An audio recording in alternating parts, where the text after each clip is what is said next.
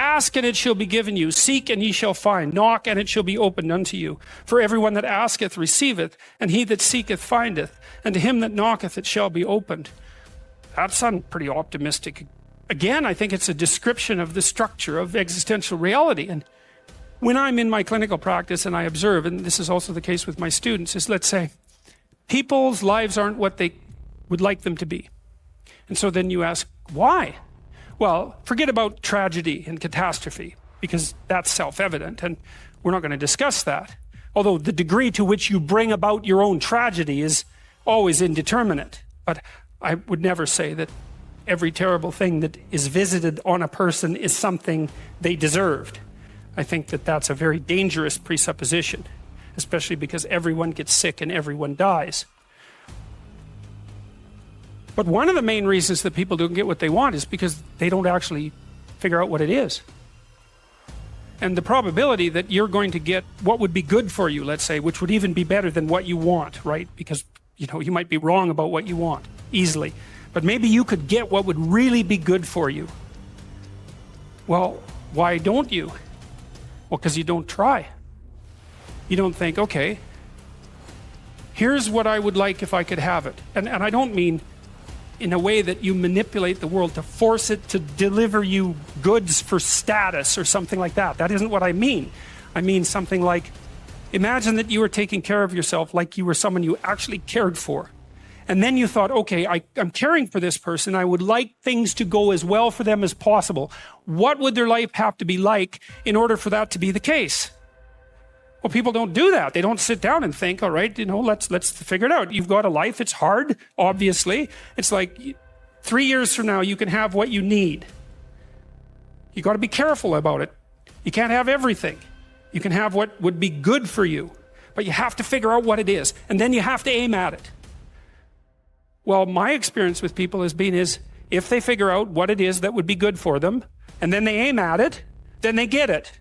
It's a strange thing. It's not quite that simple because, you know, you may formulate an idea about what would be good for you, and then you take 10 steps towards that, and you find out that your formulation was a bit off, and so you have to reformulate your goal. You know, so you're kind of going like this as you move towards the goal.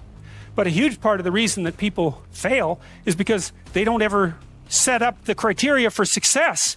And so since success is a very narrow line and very unlikely, the probability that you're going to stumble on it randomly is 0.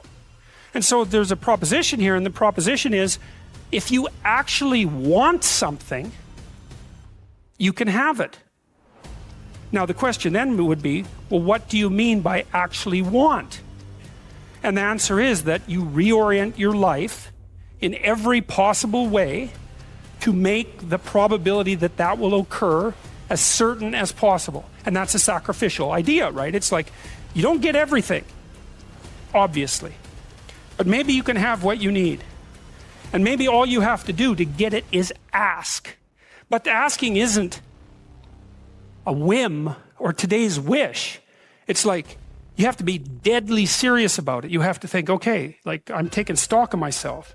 And if I was going to live properly in the world and I was going to set myself up such that being would justify itself in my estimation, and I don't mean as a harsh judge, exactly what is it that I would aim at?